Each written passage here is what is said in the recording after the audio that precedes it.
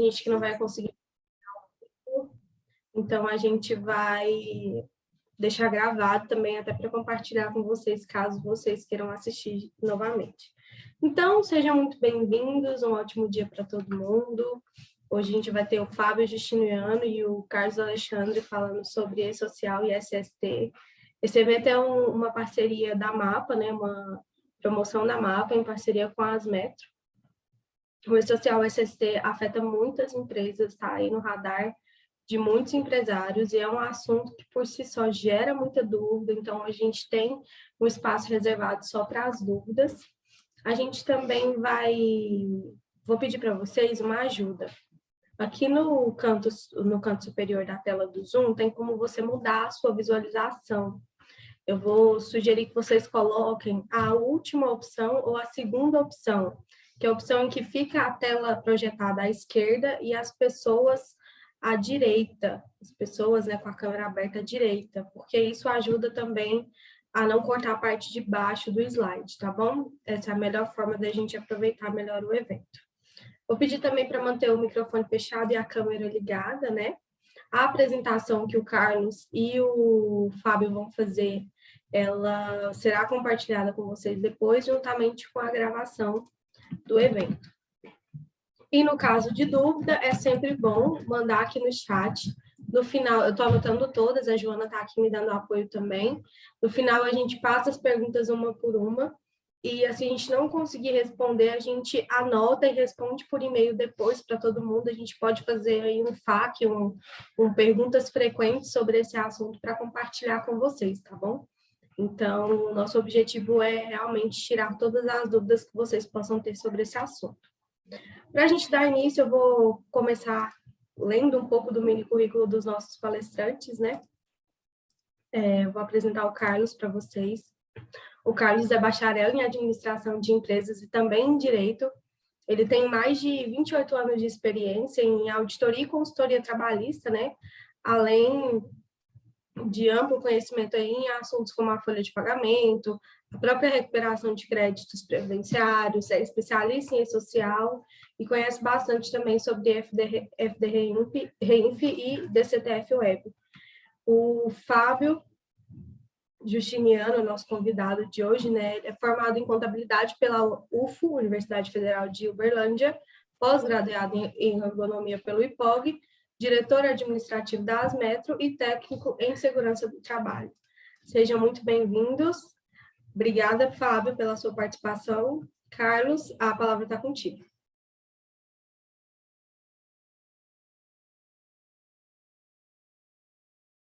Obrigado, Carol.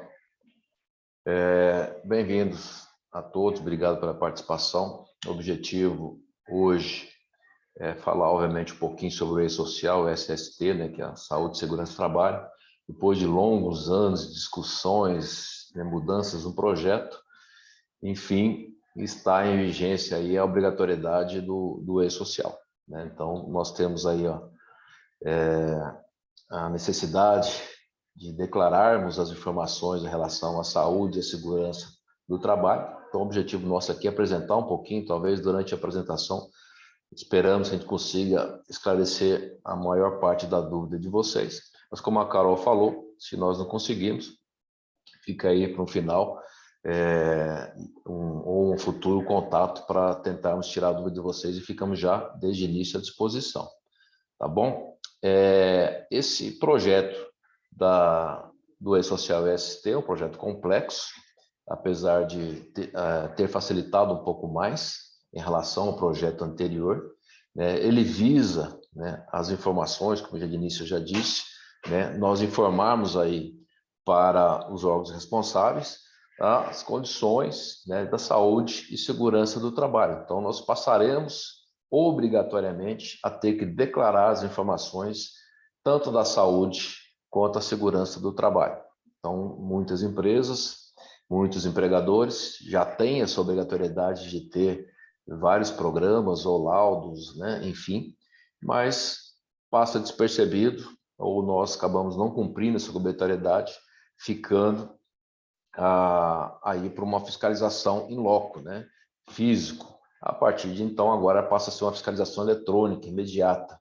Eu, particularmente, acredito, né, como foi durante a vigência da implantação do e-social, folha de pagamento, que no decorrer do tempo agora, né, a partir de alguns meses, aqueles que ainda não se adaptaram, provavelmente a Receita, não, ou os órgãos responsáveis, vão estar notificando essas empresas a se adequarem às normas vigentes, né, e declarar as respectivas informações. Tá? Então, essa passa a ser aí uma obrigatoriedade de imediato.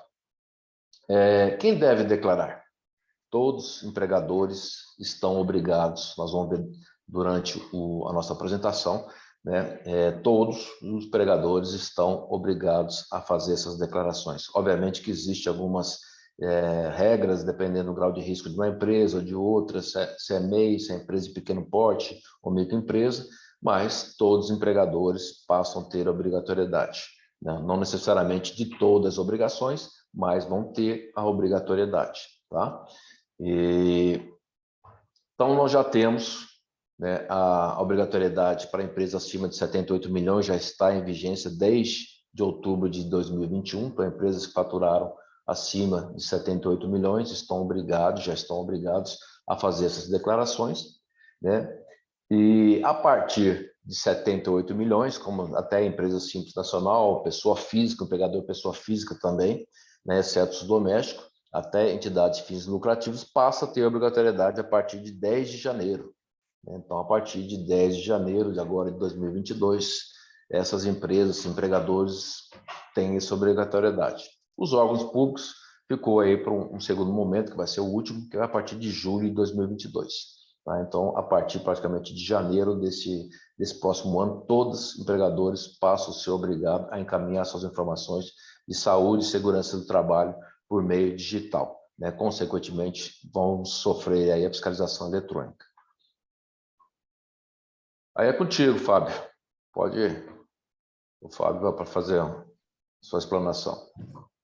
Bom dia a todos. Bom dia, Carlos. Muito obrigado pela presença de todos e obrigado também pelo convite da MAPA por estar participando desse evento, um evento muito importante e muito esclarecedor, né? O e-social, como o Carlos falou, não é uma coisa de agora, só que a obrigação para informação do SST que vai começar a vigorar agora, né? Então, essa plataforma, o e-social, é uma plataforma online que foi criada para unificar essas informações, né? Ele é um sistema que foi idealizado pelo governo federal e envolve a Receita Federal, Caixa Econômica, INSS, Ministério do Trabalho, e com o objetivo de simplificar as informações que já têm a obrigação de ser enviadas desde 1978. Essas leis, a lei SST, a Lei 3.214, ela é de 77 e foi promulgada em 78, criando as normas regulamentadoras. Então, não é de hoje que a gente tem a obrigação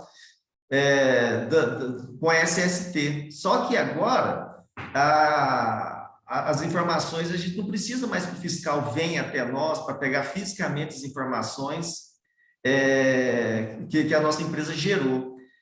Agora, a gente que tem essa obrigação de informar, né? Então, isso vai facilitar muito a fiscalização e, consequentemente, obrigar as empresas a realmente terem essa documentação em dia, né? Okay? Os documentos, quais documentos que a empresa deve ter para enviar, né, ou digitar as informações do social? Esses documentos que a gente colocou aqui são os básicos. Existem outros documentos acessórios, né, mas eu vou explicar esses daqui que a gente elencou, que são os básicos que a grande maioria das empresas é obrigada a fazer a partir de agora. O LTCAT, o que é o LTCAT? Lá o Técnico de Condições Ambientais no Trabalho. O LTCAT, ele tem uma fundamentação legal, tanto na lei trabalhista, né, NR 1516, como também na Previdência Social. A função do LTCAT, a função básica do LTCAT, é saber se o trabalhador, ao exercer as funções dele, está exposto a algum agente insalubre ou periculoso, o grau de insalubridade, se é pequeno, médio ou grande, e se ele tem direito à aposentadoria em caráter especial. Essa é a função do LTCAD.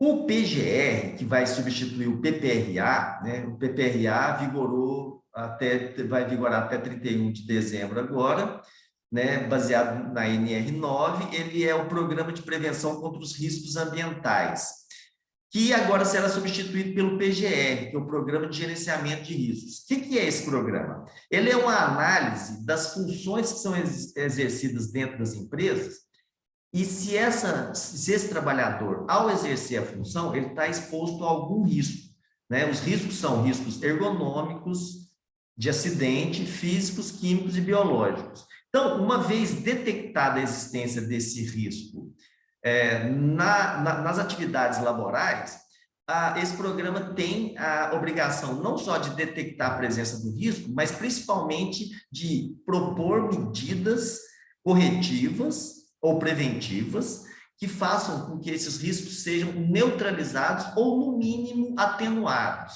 né? Se a gente não tiver condição de neutralizar o risco por completo, a gente atenuar o risco para que a saúde do trabalhador seja preservada durante a jornada laboral dele. Esse programa, tanto o PGR quanto o PCMAT, que a gente citou lá embaixo, está citado aí o Programa de Condições do Meio Ambiente de Trabalho na Indústria da Construção, esse PCMAT é também uma espécie de PGR, mas voltado exclusivamente para a construção civil, né? A construção civil, ela tem vários detalhes, várias singularidades que são previstas no PCMAT. Então, tanto o PCMAT como o PCMAT e o PGR, eles têm essa função de fazer essa análise da função dentro do ambiente de trabalho e a quais riscos essas funções estão sujeitos. E propor medidas corretivas e preventivas, né? Usar os equipamentos de proteção coletiva, equipamentos de proteção individual, fazer as adequações no ambiente de trabalho para que o trabalhador não seja exposto a esses riscos. Esses dois programas, eles servem de base para o PCMSO. O PCMSO é o Programa de Controle Médico da Saúde Ocupacional, ele é um programa feito pelo médico do trabalho, que, baseado nessa coleta de informações dos riscos que os trabalhadores estão expostos, o PCMSO tem o objetivo básico de propor a monitoração biológica através de exames médicos. Os exames médicos são 5 os básicos: admissional, periódico, mudança de função, retorno ao trabalho e o demissional. O admissional deverá ser feito antes que o trabalhador assuma as atividades, para saber se ele está apto a exercer aquela função a qual ele se destinou. O periódico, o exame periódico, serve para quê? Para poder monitorar a saúde do trabalhador, uma vez que ele está exposto a alguns riscos, e esses riscos foram neutralizados ou atenuados pelos programas de gerenciamento de riscos. A ideia é que o trabalhador, então, não sofra com a exposição a esses riscos. Então, o PCMSO, no periódico, ele vai monitorar a saúde do trabalhador através desses exames para constatar que as medidas que foram adotadas realmente estão valendo, estão sendo eficazes e a saúde do trabalhador não foi prejudicada. Vamos dar um exemplo básico. A pessoa trabalha com uma máquina muito ruidosa. Então, lá no admissional é feita uma audiometria para ver a acuidade auditiva dessa pessoa, né? Esse exame é o referencial, ele vai servir de referência para todos os periódicos. Esses periódicos podem ser de 6 meses, 1 ano ou até 2 anos de validade. Nessas avaliações periódicas, o médico do trabalho vai, então, checar, através da repetição dessa avaliação auditiva, que é a audiometria, se a acuidade auditiva do trabalhador permanece a mesma, né? Ou seja, se não houve perda auditiva, ele está cumprindo as regras, e as regras que foram impostas estão conseguindo neutralizar ou minimizar o risco ruído, que é o caso que a gente está citando agora, né? Isso é para poeira, para químicos, para vários riscos ocupacionais que o trabalhador está exposto na sua jornada de trabalho. Então, esse é o PCMSO, sempre baseado em uma coleta de riscos feitas pelo PGR ou PCMAT. E o PCMSO vai ter como resultado, depois dessa anamnese ocupacional, a emissão de um ASO, que é o Atestado de Saúde Ocupacional. O ASO, ele tem uma conclusão que é apto ou inapto. Então, o ASO admissional vai servir para saber se a pessoa está apta ou não para exercer aquela função. Os periódicos vão dar também resultado apto ou inapto, ou seja, se a pessoa continua apta para aquela função, né? O exame de mudança de função, ele tem que ser feito antes que a pessoa mude de função, que é para saber se ela vai estar apta para assumir as novas atividades. O exame de retorno ao trabalho, ele é feito após um afastamento de 30 ou mais dias, por motivo de acidente, doença ou parto, e ele deve ser feito logo após a liberação do INSS, do trabalhador pelo INSS. E, finalmente, o ASO demissional, que é o ASO de desligamento, quando a pessoa vai se desligar das atividades laborais. Okay? Quais são os eventos de SST que a Segurança do Trabalho tem obrigação de informar? O S2210, que é a comunicação de acidente de trabalho, o S2220, que é o monitoramento da saúde do trabalhador, são os resultados dos exames ocupacionais aos quais ele foi submetido, né? E o S2240, que é as condições ambientais de trabalho, agentes nocivos, ou seja, simplificando, né? O S2240 seria as informações constantes no PGR ou no PCMAT e no LTCAT, seriam as informações do ambiente de trabalho do empregado. E o S2220 é o resultado dessa monitoração biológica, que são os resultados das anamneses ocupacionais que o médico do trabalho vai fazer baseado no PCMSO. Ok? O S aqui, ó, explicando cada um desses eventos, para ficar mais fácil. O S2210, comunicação de acidente de trabalho. Esse evento deve ser utilizado para comunicar o acidente de trabalho pelo declarante, ainda que não haja afastamento do trabalhador de suas atividades laborais. Pode ser um acidente que não gerou o afastamento, mas mesmo assim ele tem que ser comunicado. Qual que é o prazo de envio desse comunicado? A comunicação de acidente de trabalho deve ser registrada até o primeiro dia útil, né, seguinte à ocorrência do acidente. Em caso de morte, ele deve ser imediato, essa comunicação deve ser imediata. Okay? O 2220, que é o monitoramento da saúde do trabalhador, é o evento que detalha as informações relativas ao monitoramento da saúde do trabalhador, que são as avaliações clínicas, né? Durante todo o vínculo laboral, ou seja, desde quando ele se candidatou ao cargo até o seu desligamento das atividades laborais da empresa.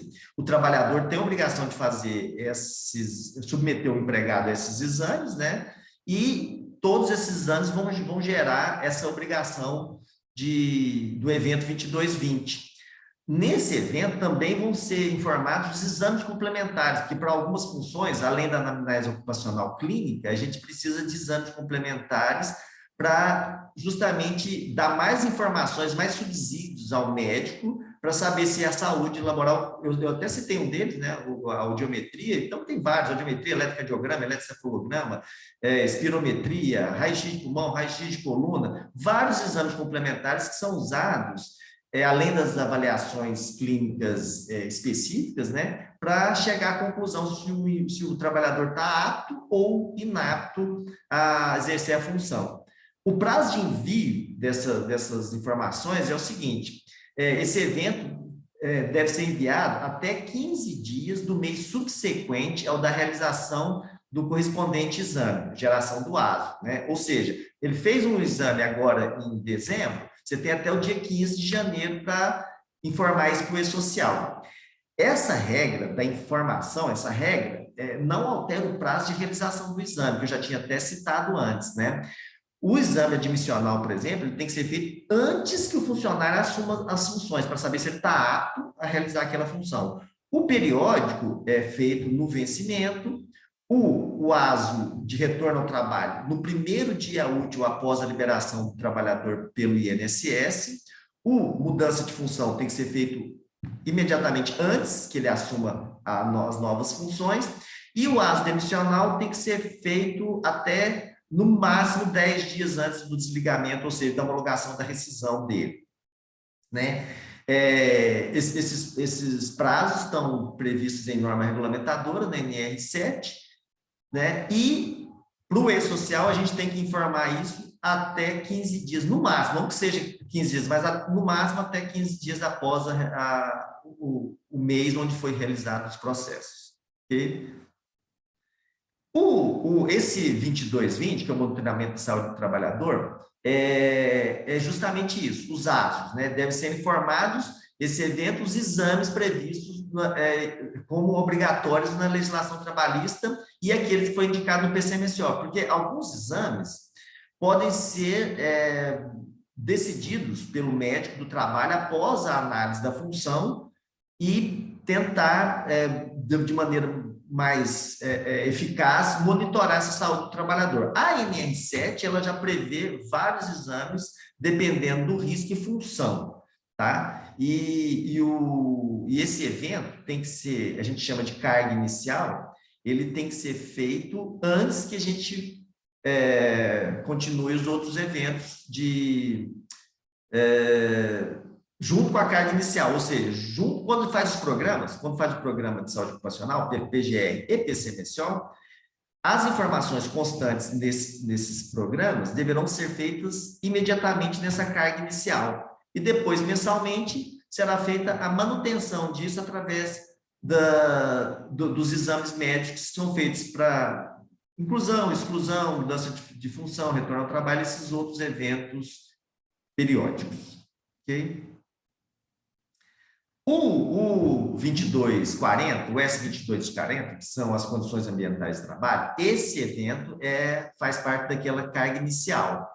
Esse evento é utilizado para registrar as condições ambientais de trabalho pelo declarante, indicando as condições de prestação de serviço pelo trabalhador, bem como para informar a exposição de agentes nocivos. Tá? Existe a tabela 24 da legislação do E-Social, que fala sobre esses agentes nocivos. E esses agentes nocivos, eles podem caracterizar tanto insalubridade como periculosidade e também, em alguns casos, a aposentadoria em caráter especial, ou seja, a pessoa vai se aposentar antes dos prazos que existem hoje, normalmente, para contribuição. Tá? O prazo para envio desse evento 2240 também até 15 dias do mês subsequente ao início da obrigação do evento de SST, né? Ou seja, do ingresso ou admissão do trabalhador. No caso de alteração dessas informações iniciais, também a gente tem que fazer. Por exemplo, a pessoa fez o levantamento de riscos da empresa, né? Gerou os programas, PGR, PCMSO, fez a carga inicial. Essa carga inicial será feita até o 15º dia útil após ser implantados os programas de saúde ocupacional, e se houver alguma alteração da função, das atividades da função, ou do ambiente onde é que essa função exerce o seu trabalho, isso aí também deverá ser enviado. A gente vai fazer um anexo, né, aos programas, informando essa mudança, né, ou na característica das funções, nas atividades desempenhadas, ou no ambiente de trabalho onde essa pessoa estava exercendo a função dela, e esse anexo também tem que gerar um evento 2240, e isso tem que ser informado para o E-Social até 15 dias após o evento ter ocorrido. Ok? Quais são as informações prestadas, né? Eu queria ressaltar aqui a existência desse documento, que é um documento previdenciário, PPP, Perfil Profissiográfico Previdenciário. Esse documento previdenciário, o que ele é? Ele é um histórico laboral do trabalhador. Ele também tem que ser informado dentro do 2240. O PPP, ele é emitido quando o funcionário se desliga da empresa. E ele tem o histórico laboral completo do funcionário. Ele tem os dados da empresa, os dados do funcionário, né, nome, PIS, data de nascimento, nome da CPPS, tudo, né, a descrição das funções que ele exercia da empresa. Se ele mudou de função, O PPP vai ter todas as funções que ele exerceu dentro da empresa, que é um histórico laboral, né? Vai constar todos os riscos que ele esteve submetido, risco físico, químico, biológico, ergonômico, acidente, durante a realização das funções dele. Vai constar também quem que fez o levantamento desses riscos, nome do profissional com os dados dele. Vai constar se ele usava os equipamentos de proteção individual, qual equipamento que usava e o CA, o certificado de aprovação de cada equipamento, e os exames médicos aos quais o empregado foi submetido. Então, admissional, demissional, retorno ao trabalho, mudança de função, demissional, a data, que tipo de exame ele foi submetido e os exames complementares também. Ou seja, realmente é um histórico laboral, é tudo que ocorreu em termos de segurança do trabalho para o trabalhador dentro da empresa, durante toda a jornada de trabalho dele, vai estar constando no TPP. E esse é um documento obrigatório também que a gente vai informar dentro do 2240. Ok? O EPI, o que é EPI? Né? EPI, equipamento de proteção individual. O EPI deve ser entregue ao empregado se não houver condição de neutralizar o risco de maneira coletiva. Existem, por exemplo, os EPCs, os equipamentos de proteção coletiva. Por exemplo, se a gente tem uma máquina ruidosa dentro do ambiente de trabalho, com vários trabalhadores lá, se tiver como a gente neutralizar o barulho dessa máquina de maneira coletiva, através de uma proteção coletiva, né, um clausuramento de máquina ou outro EPC qualquer, isso aí é o ideal. Não havendo essa possibilidade, a gente recorre, então, ao EPI, que é o equipamento de proteção individual, que vai proteger o empregado do risco ocupacional ao qual ele está exposto, né? Esses equipamentos de proteção individual, que estão descritos lá na NR6, eles têm que ser aprovados pelo Ministério do Trabalho através da Fundacentro. E eles recebem um CA, que é um certificado de aprovação. Esse númerozinho, esse número de CA, ele é individual para cada modelo de EPI, modelo fabricante de EPI, né? Ele tem que constar, primeiramente, na ficha de entrega de EPI, que é um documento acessório ao PGR, né? Outro documento acessório do PGR, que é muito importante também, é a Ordem de Serviço de Segurança, que instrui sobre a utilização desse EPI e obriga o funcionário a usar, né? E esse CA, esse certificado de aprovação, ele tem prazo de validade, ele vence isso, no vencimento o fabricante tem que renovar, e o empregador, ao adquirir o EPI, é obrigado a informar o CA, esse certificado de aprovação, tanto na ficha de entrega de EPI quanto no PPP. E isso aí vai ser também uma das informações que a gente vai ter que oferecer para o evento 2240, que são as condições ambientais no trabalho. Ok? Vou fazer aqui um breve histórico da Asmetro. Né? A Asmetro é uma empresa que já está no mercado há 24 anos, né? A gente já está aqui em Goiânia há 24 anos, fazendo assessoria em segurança e medicina do trabalho, realizando esse trabalho nosso, e hoje a gente tem uma carteira de mais de 300 empresas, né? E sempre procurando prestar o serviço de maneira dentro da lei e com a maior agilidade possível, né? Esse é o nosso objetivo, manter os nossos clientes despreocupados disso aí, né? A assessoria tem essa função, né? O cliente delega para a gente essa necessidade e a gente, então, consegue fazer com que as empresas andem de acordo com as normas regulamentadoras de segurança e medicina do trabalho, para que tenha, o resultado disso é o quê? A maior eficiência do trabalho, proteção do trabalhador e, consequentemente, evitar multas e outros prejuízos, né? Ok? A gente praticamente faz, o nosso trabalho são alguns dos nossos produtos, né? Palestras, treinamentos, cursos, laudos, perícias e a documentação trabalhista previdenciária que o SST exige, né? Então, quando a gente, de acordo com a atividade da empresa, a gente faz primeiro uma análise de o que a empresa vai necessitar de documentação, né? De acordo com o ramo de atividade da empresa, né, a gente faz essa análise e propõe para o empregador as soluções, né? E dentre as soluções estão essas daí, né? A gente dá palestras, cursos, treinamentos que fazem parte da instrução do trabalhador para que ele possa exercer a função sem que os riscos ocupacionais agridam a saúde dele, ok? O nosso objetivo é esse, é oferecer essa assessoria e, uma vez a assessoria prestada, agora, com essa exigência do E-Social, a gente vai começar a gerar esses eventos, principalmente o 2220, que é a monitoração da saúde do trabalhador, e o 2240, que é a descrição dos ambientes de trabalho com os devidos riscos ocupacionais que existem ou não.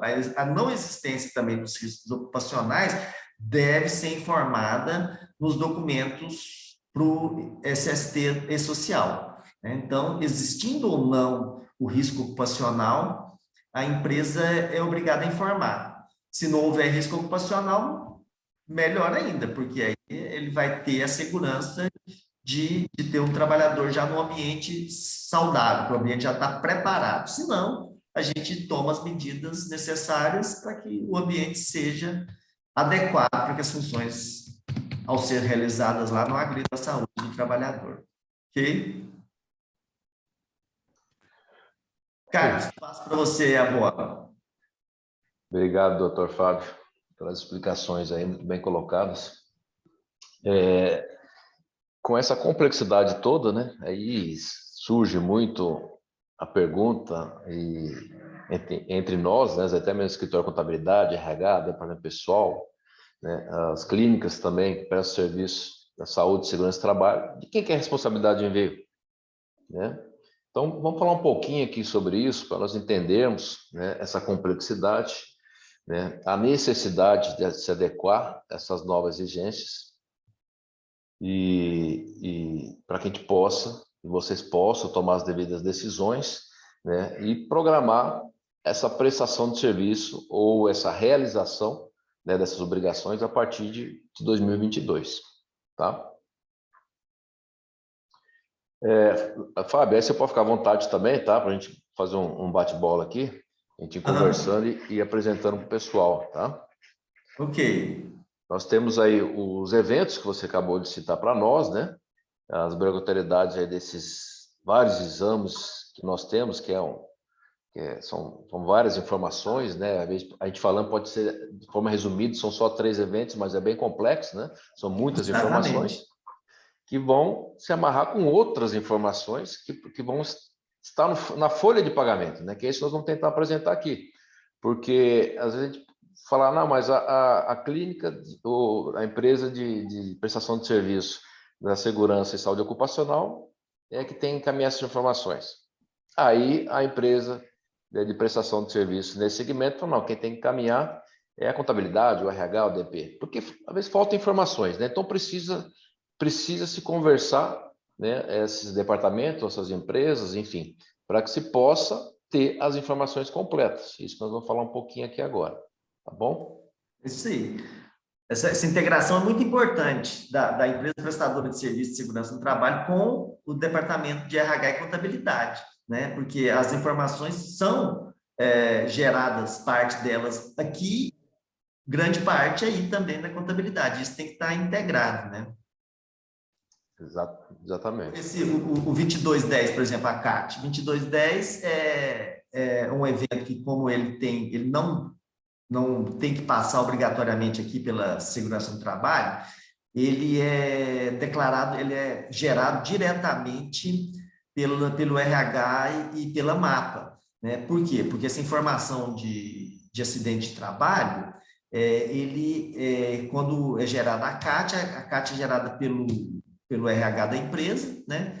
E imediatamente, vocês viram que o prazo é bem exíguo, imediatamente tem que ser já transmitido. Agora, os outros eventos, 2220, 2240, têm obrigatoriamente passar pela assessoria de segurança e medicina do trabalho, né? Porque a gente tem aqui os exames no 2220, exames, geração do ASO, avaliação clínica, né? As informações de qual médico, CRM, quem foi o profissional que realizou esses exames, quem que é o coordenador do PCMSO, quem que é o médico do trabalho que assinou o PCMSO, né? No 2240, as condições ambientais do trabalho, e o profissional que fez isso, quem foi? Foi técnico de segurança do trabalho? Qual que é o registro dele? Foi engenheiro de segurança? Quem fez essa avaliação? Quais os equipamentos que foram usados para poder fazer essa avaliação, né? Os CAs de EPIs, todas essas informações referentes, eles são obrigatoriamente responsabilidade da SST, né? E que depois vão ser passados para a contabilidade, para o RH, para fazer essas outras inclusões aí, né, Carlos? Exatamente. Então, são N informações que vêm, né, da assessoria de segurança e medicina do trabalho, e há informações que vão estar na ferramenta, ou precisam estar na ferramenta, ou no software de folha de pagamento, né? Nós precisamos fazer atualização dessas informações, como inclusão e exclusão de colaboradores, na qual a assessoria de segurança e medicina do trabalho não tem, né? O CPF do trabalhador, a matrícula social do trabalhador, o código da categoria do trabalhador, né? Os afastamentos, que é a mesma situação, e retornos, que é a mesma situação do CAT, né? Então, acontece o afastamento ou o retorno, né? Então, a empresa assessoria de segurança e medicina do trabalho não tem essas informações e precisa ter, e como outras não têm, né? E precisa buscar de alguma forma, né? Então, existe a necessidade, por isso que a MAPA, junto com as Metro, né? A MAPA aqui também procurando alternativa para os seus clientes, vamos buscando aqui meios para que a gente consiga, né, essas parcerias, para que a gente consiga apresentar, né, soluções e conseguir atender essa necessidade e essa demanda, né? Porque eu tenho aqui nas folhas de pagamentos dos nossos clientes as informações necessárias para o social, mas eu não tenho outras, né? E, em contrapartida, a empresa de assessoria e segurança do trabalho também não tem essas informações, né? Então, existe a necessidade de se estar se comunicando, né? Por isso nós falamos assim, quem que encaminha, quem que é responsável pelo envio social, né? E hoje, né, tem muito, né, às vezes um jogo de empurra entre a empresa de assessoria de segurança do trabalho, que não quer a responsabilidade de estar enviando, às vezes não tem como também fazer isso, né?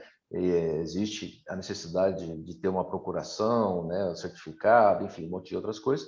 E, por outro lado, também, às vezes, o departamento ou um escritório de contabilidade não quer, ele quer passar essa responsabilidade para a empresa de assessoria também. Então, por isso, nós estamos tratando aqui para que vocês possam ver, né, identificar essa dificuldade, mas que a gente consiga, né, você já consiga, já visualizando isso, e já nós termos, né, e alertar os nossos clientes, alertar as empresas da necessidade de ver como que vai se trabalhar e com quem vai se trabalhar e de que forma, né?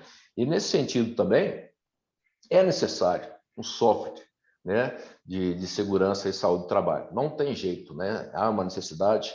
Eu posso pegar as informações da assessoria de segurança e medicina do trabalho e encaminhar direto para o social? Não, não consegue.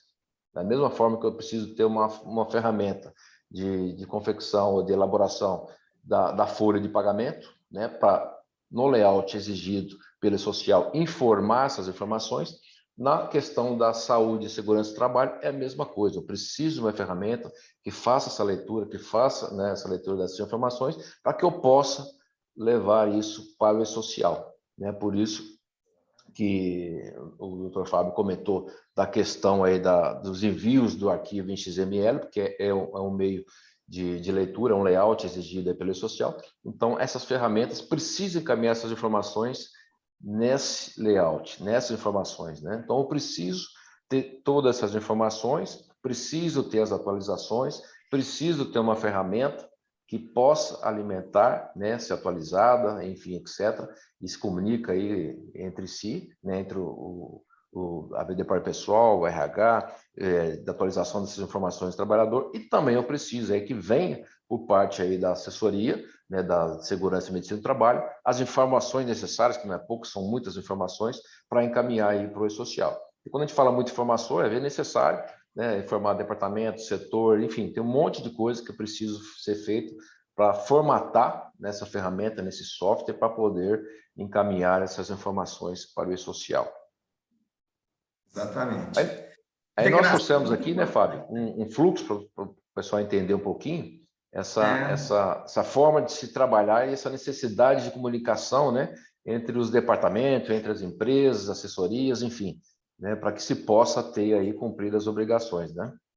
Exatamente. Esse fluxo de informações aí, ó, é bem claro, adorei essa transparência aí. Por quê? Porque ele expõe exatamente a necessidade dessa integração, né? SST mapa, né? SST contabilidade, porque tá vendo?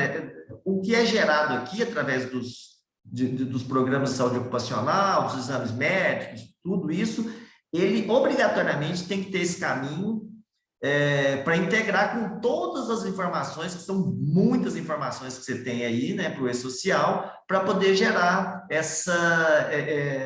o arquivo sem nenhuma inconsistência, sem nenhum problema, né, Carlos? Exatamente.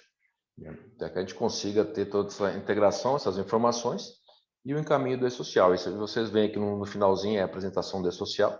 É preciso aí ter, obviamente, certificado digital, é preciso que tenhamos, né, contabilidade que nós já temos, mas a vez se for aí a empresa assessoria, segurança e medicina do trabalho que vai encaminhar, é preciso também, né, conceder esse certificado digital e a procuração para eles, né, e obviamente que a ferramenta aí tem que ter essa mensageria também, que é obrigatório para o envio para o e-social. Por isso, a importância desse fluxo, né, dessa integração dessas informações, necessária uma ferramenta adequada para o envio dessas informações e a comunicação, né, entre si, para ter essa integração e a gente chegar nesse final, né, e entregar aí as obrigações. Exatamente. Então, a entrega do SST, ela é complexa, criteriosa, o Fábio já explicou, tem muitas informações, a gente falando de forma rápida e resumida aqui, né, para vocês poderem entender, mas é muita informação que se vem aí, que é necessário, né, se identificar, às vezes de encaminhar para o e-social.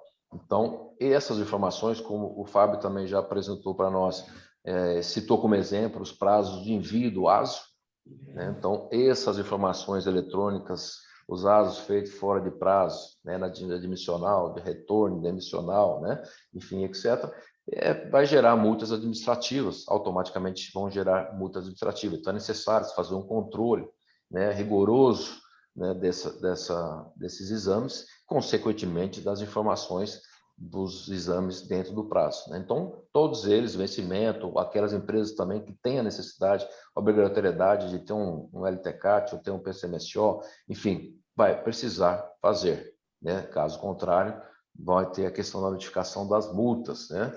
E essas multas, elas não são baixas, né? Ela pode variar de R$ 545 até R$ 63 mil, a depender, né? A depender aí do tipo, né? Da ausência dessa obrigatoriedade.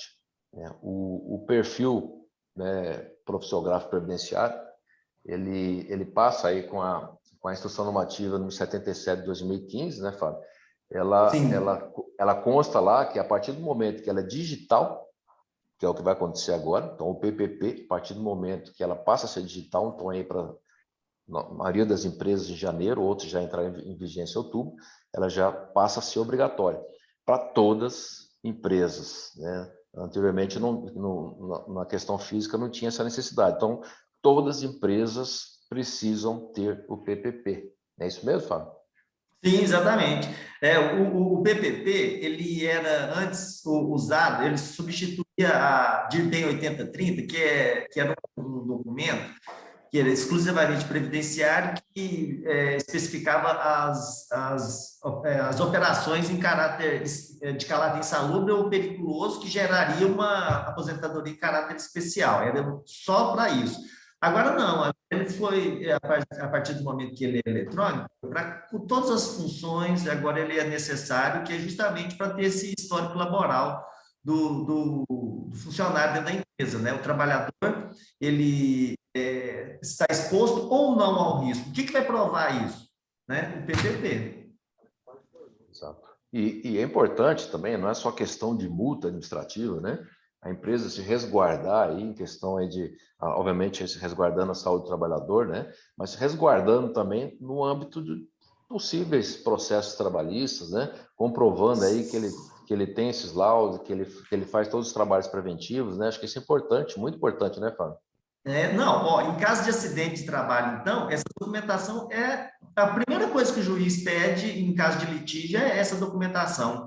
A empresa que tem toda a documentação de segurança e medicina do trabalho, fez em dia, fez todos os exames, forneceu equipamento de proteção individual, teve todo o cuidado com a saúde do trabalhador, mas mesmo assim ele sofreu um acidente, pode ser uma fatalidade. Isso que o juiz vai querer avaliar. Agora, se a empresa não tomou as providências, não fez a documentação, não forneceu EPI, não teve esse cuidado de documentar, porque não é só fornecer o EPI, tem que documentar. E houve um acidente de trabalho, com certeza a empresa vai ser penalizada. Isso aí a gente já acompanha há 24 anos, que a gente acompanha esses processos na justiça, e a gente trabalha com perícia também, e é certeza isso. Quando a empresa está resguardada, na maioria das vezes ela consegue um sucesso no litígio. Ao contrário, não. Infelizmente, não. Bom, pessoal, nosso tempo aqui já está ficando curto, a gente também já estamos concluindo, até para a gente poder responder as perguntas que vocês fizeram. Eu queria aqui concluir, o doutor Fábio também pode ficar à vontade para fazer a colocação e, se for o caso, as correções, né? Tem a portaria da 8.873, ela prorrogou o prazo, agora a partir de janeiro de 2022, em relação aí à vigência das mudanças que tiveram em algumas normas regulamentadoras, de forma resumida, né? E com essa prorrogação, tem lá também a questão de que microempreendedores, né? Empresas de pequeno porte e MEI, né? Se for no grau de risco 1 e 2, eles estão desobrigados de algumas, né, como o PCMSO e o PGR.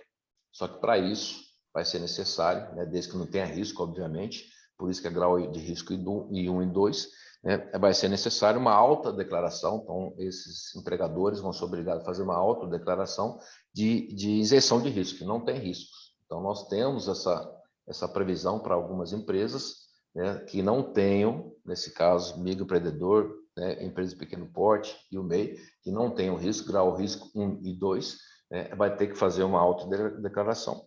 Né? Mas isso não isenta dos ASO, né, dos exames. E isso, obrigatoriamente, vai ser obrigatório, continua sendo obrigatório, como é obrigatório o PPP. Uhum. Exatamente. Consequentemente, só para concluir, você pode terminar, Fábio? Consequentemente, quando a gente fala obrigatoriedade de PPP, né, aí se fala assim, então, eu tenho obrigatoriedade de ter um laudo técnico, não é isso? Sim, exatamente. Como que você vai saber se você realmente não tem nenhum risco ocupacional se você não tiver uma assessoria para te garantir isso, né? Essa autodeclaração é permitida hoje em dia, ela pode ser feita por escrito a partir de janeiro agora eletronicamente, né?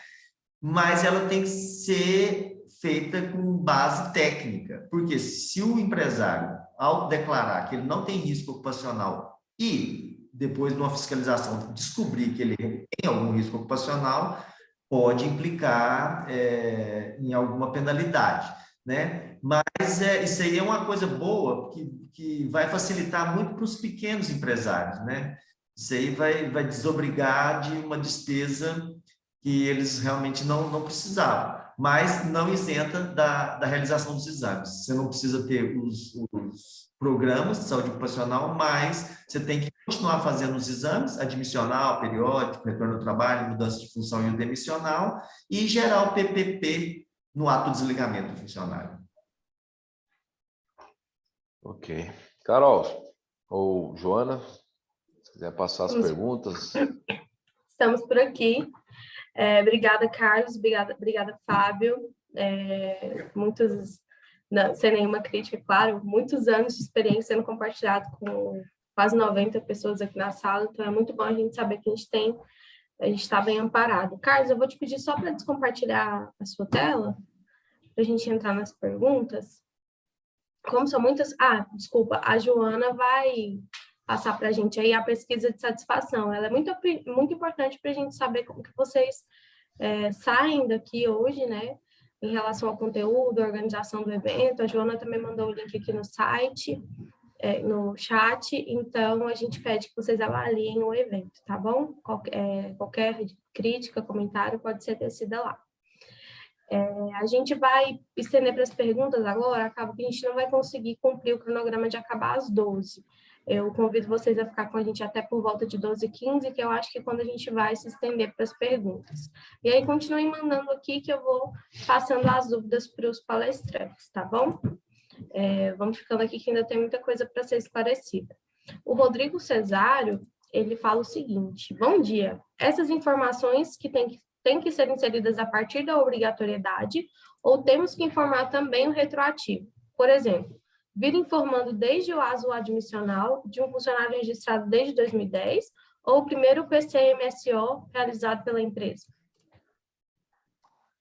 Não, é a partir de agora, são os eventos gerados a partir de agora, né? Se eles já têm os programas de saúde ocupacional, eles serão, lógico, aproveitados, né, para a gente tirar as informações necessárias. Não vai ter que ser renovado, se eles já têm um PCMSO, por exemplo, e está em vigência, a gente vai aproveitar essas informações, inclusive agora, dia 6 de dezembro, saiu uma nota técnica falando sobre isso, exatamente isso, que as informações de PPRA, o PPRA vai ser substituído pelo PGR, né? As informações do PPRA vão ser aproveitadas, né, para que a gente faça essas informações a partir de janeiro, tá? Então, é a partir de agora que a gente tem que fazer essa informação. Mas, por exemplo, o cadastro de funcionários é completo, viu? Tem que fazer o cadastro completo. Depois, os eventos de manutenção, que é a entrada, saída, periódicos, tá? Isso aí é a partir de janeiro, mas essa carga inicial, que vai ser feita a partir de janeiro, essa carga inicial tem que ser com todos os dados existentes da empresa, relação de funcionários completa e relação de riscos ambientais constante com os programas. Até aproveitando, a MAPA, então, nós adquirimos uma ferramenta para podermos trabalhar da opção para os nossos clientes poderem encaminhar essas informações para o e-social. Obviamente que tem empresas que já têm esses programas, né, fisicamente. Se não for realizar um novo programa, né, esse programa pode ser aproveitado e ser digitalizado nessa nova plataforma, né, para que a gente tenha essas informações, né, encaminhadas através dessa ferramenta.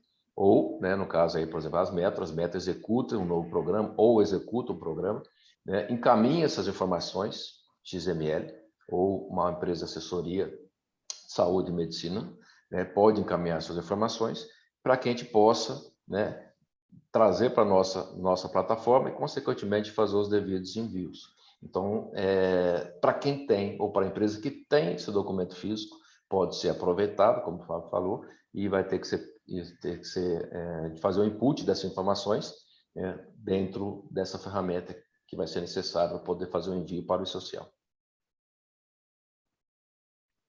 Perfeito, pessoal. Muito obrigada pela resposta. A Odaiane Quaresma pergunta o seguinte: o e-social vai exigir toda essa gama de documentação, independentemente do perfil da empresa, seja um escritório administrativo? Você já tinha falado sobre isso, né, Carlos? Pode responder essa daí. Exato.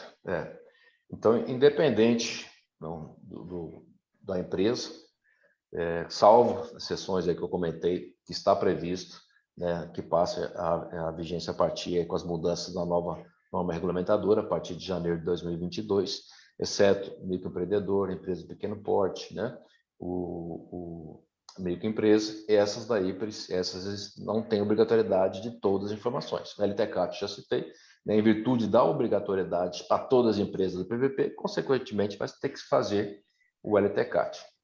Né? Então, passa a ter algumas empresas têm obrigatoriedade e essas que eu acabei de citar não têm obrigatoriedade de algumas. Então, a gente tem essa situação. Né? E reforça a questão do ASO, né? Os atestados passam a ser obrigatório para todas as empresas. Então, a MAPA, por exemplo, tem o escritório de contabilidade, estamos aqui no âmbito administrativo, dentro do escritório, tem ar-condicionado, isso, aquilo. Somos obrigados, né, com umas metas, a nossa parceria que temos junto aqui, presta esse tipo de serviço. Né? Então, tem essa obrigatoriedade mesmo sendo um escritório administrativo. Todo empregador passa a ser obrigado, seja pessoa física ou jurídica. Eu tenho uma fazenda. É obrigado.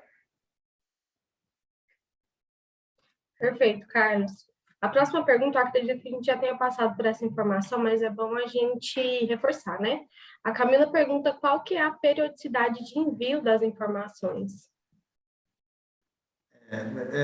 Os eventos ocorridos dentro de um mês tem que ser informado até o 15º dia do mês subsequente. Perfeito. Aí nós temos, né, Fábio? Tá? Não sei se você tem na ponta da língua também, não sei se você tem alguma pergunta nesse sentido. Aí nós temos as renovações, né? De alguns programas que têm a periodicidade. Então, eu tenho lá um LTCAT, por exemplo, ou tenho o PCMSO, né? Por exemplo. Então, eu tenho que renovar? E quanto tempo eu tenho que fazer a renovação? Ah, sim, claro. Os programas de saúde ocupacional, eles têm prazo de validade de 12 meses. De 12 em 12 meses, a gente renova os programas de saúde ocupacional, né? E os exames médicos, os ASOs, eles vão depender da função e o risco que a pessoa corre. Então, tem ASOs que vencem com 6 meses, 1 ano ou, no máximo, 2 anos. Isso igual você citou, né? Carga administrativa, não tem risco nenhum, sentadinho na cadeira, ar-condicionado, papapá, papapá. Esse ASO aí vai ter uma periodicidade de 2 anos. Agora, os programas de saúde ocupacional, PPGR, PCMSO, têm que ser renovados anualmente. E no mês que ele foi renovado, gera um evento, e esse evento tem que ser transmitido até o 15º dia útil do mês subsequente. Então, consequentemente, né, esses órgãos que estão envolvidos aí no E-Social vão ter essas informações, vencimento de prazo, enfim. Eles vão ter todas as informações, está vinculado com a informação que nós encaminhamos também para o E-Social pela Folha, de retorno, de afastamento, né? Enfim, de licença maternidade. Então, vai estar tudo amarrado, essas informações, consequentemente, a obrigatoriedade, né, do prazo de envio. Exatamente. Perfeito. O Rodrigo Cesário, novamente, ele pergunta: os exames complementares serão resumidos a apto ou inapto, ou eles vão ser acompanhados de informações mais detalhadas, né? Mais, vamos dizer assim, descritivas? Os exames médicos, eles têm essa função, definir se a pessoa está apta ou inapta para exercer a função. Mas existe o apto com restrições, que é uma coisa pouco usada, mas existe isso aí. Por exemplo, a pessoa está apta para a função, mas ele tem alguma restrição laboral, né? Eu vou dar um exemplo prático aqui. A pessoa ela tem um problema na coluna, e ele não pode pegar peso acima de 20 quilos, por exemplo. Então, ele é, por exemplo, um almoxarife. Então, ele vai receber um ASO apto para a função de almoxarife, com a restrição de carga, de levantamento e transporte de carga de, no máximo, 20 quilos. Né? Isso aí não é muito comum, esses apto com restrição, mas é usado também, né? É usado também. O ASO, ele consta, nas informações do ASO, são o seguinte: que tipo de exames a pessoa passou, né? Passou o exame clínico, audiometria, raio-x, né? Tem todas as informações lá, só não pode constar o resultado desses exames, porque isso aí o Conselho Federal de Medicina restringe essa informação entre médico e paciente. Então, essas informações são tratadas dentro de consultório médico e, se tiver alguma orientação, o médico passa direto para o paciente. Isso não vai no ASO. Eu acho que é importante também, Fábio, se eu falar besteira, você me corrige, acho que na questão, o PCMSO também, ele dá as diretrizes, né, dependendo do setor, do grau de risco, ou o agente que o colaborador esteja exposto, como no início você falou lá a questão de ruídos, né, da qual ele precisa passar por esse determinado exame. Então, o próprio PMSO, como vai estar vinculado uma coisa a outra, e social vai amarrar as informações, né, um trabalhador que está exposto a um ruído excessivo, né, de início, né, ou nos exames periódicos, ele vai precisar fazer os exames, não somente, né, ele vai ter que fazer um exame específico, né, para a atividade que ele exerce, né? Sim, exatamente isso. Muito, muito bem colocado. Perfeito. Próximo. Vamos seguir. Alguém da RB Sol Construtora fala o seguinte: sou construtora, vou precisar fazer o PCMAT e o PCMSO. Preciso também fazer o PGR? Inicialmente, não. Geralmente, uma construtora ela tem uma sede administrativa. Para a sede administrativa, ela vai precisar do PGR e do PCMSO. E para os canteiros de obra, ela vai precisar do PCMAT mais do PCMSO. Os canteiros de obra são independentes da sede administrativa da construtora.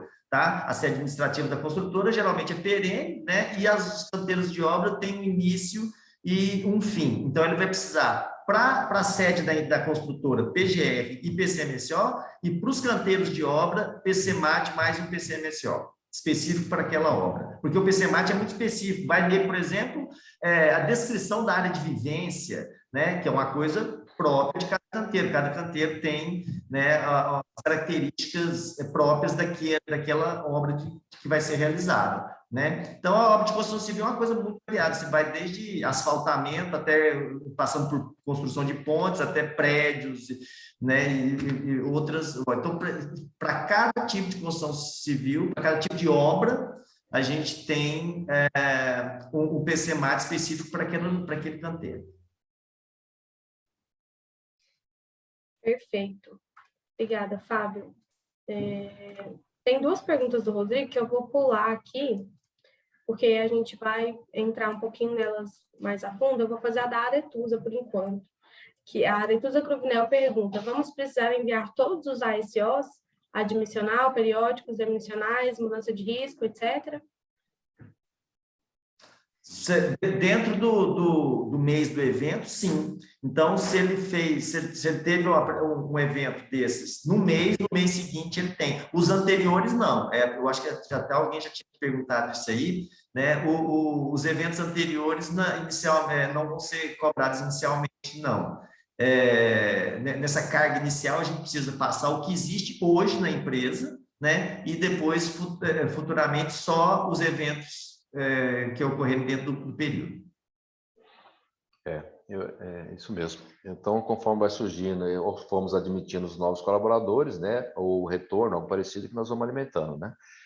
Mas eu acho que é importante, novamente, é a questão da comunicação das ferramentas, né? Porque eu preciso, né, saber aí a questão aí de um retorno, né? Quando que ele vai precisar realizar esse trabalho, que são os prazos que nós temos para a realização desses exames, né?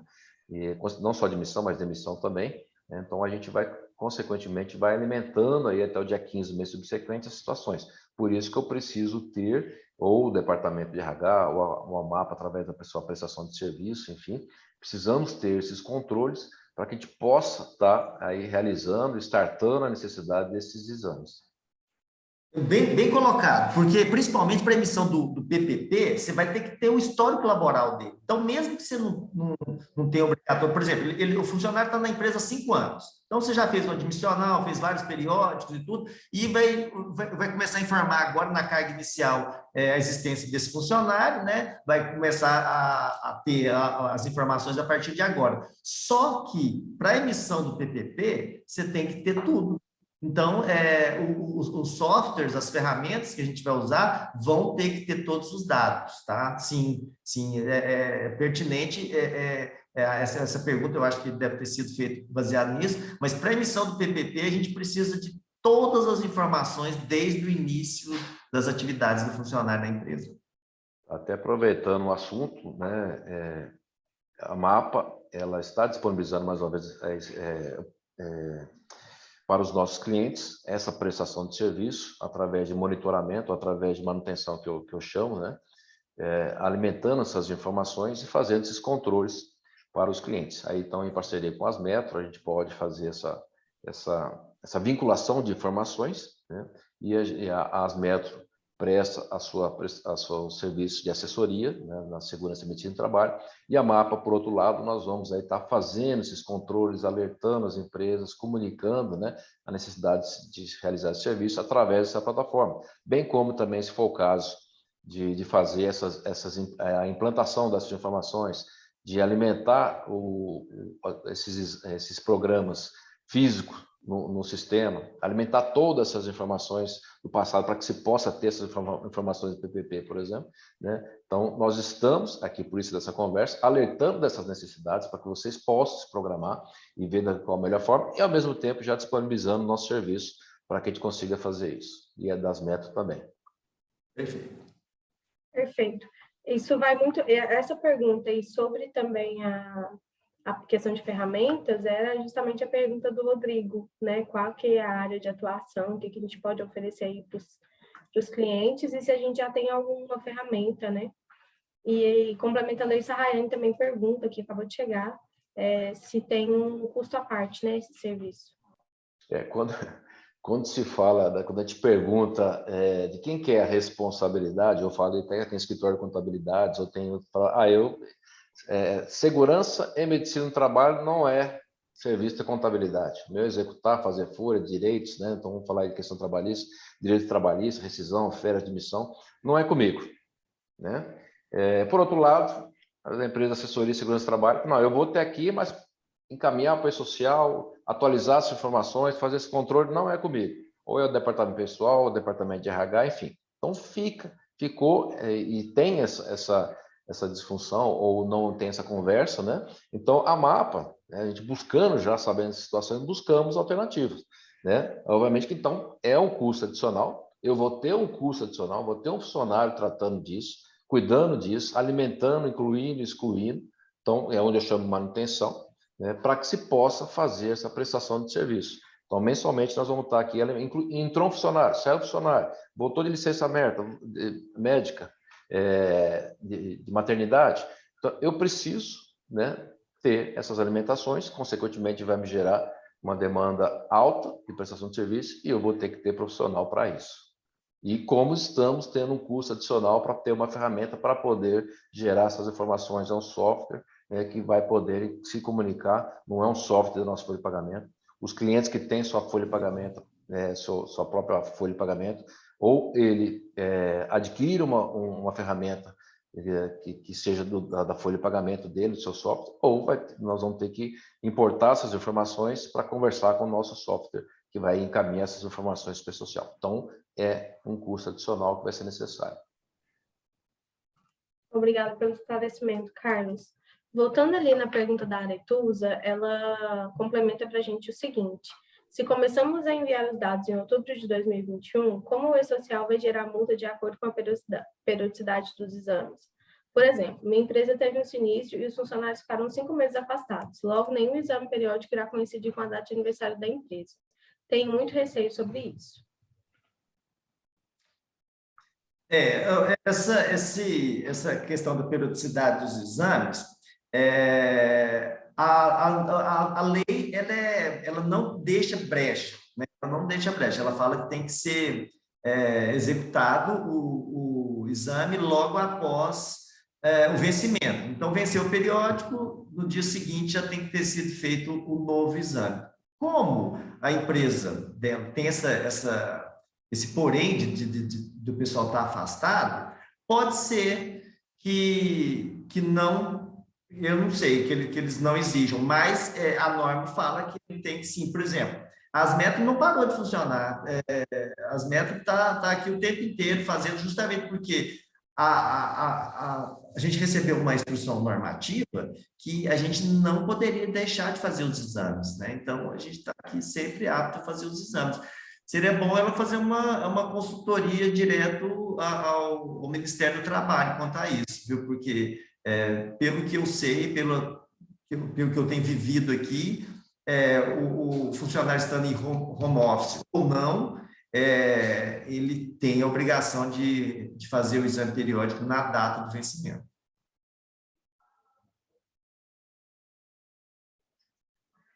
Disponha, Netusa. Pessoal, a gente já vai encerrar, né? Como eu falei, a gente estendeu um pouco até 12h15. Mais uma vez, lembrando a todos que a gravação, até essa parte das perguntas também, aqui do evento, e a apresentação serão encaminhadas a vocês por e-mail. E em caso de dúvidas, o nosso time está aí para conversar com vocês. O e-mail para falar com a gente é contato@mapa.com.br. A gente responde esse e-mail, tá? Eu recebo. Então, pode mandar em caso de dúvida. E também a gente está disponível no telefone. Lá no nosso site também tem o telefone, nas redes sociais tem todos os canais para falar com a gente. Queria agradecer a presença do Carlos, do Fábio e de todos os participantes e desejar uma ótima tarde, uma ótima quinta-feira para todo mundo. Abraço, pessoal.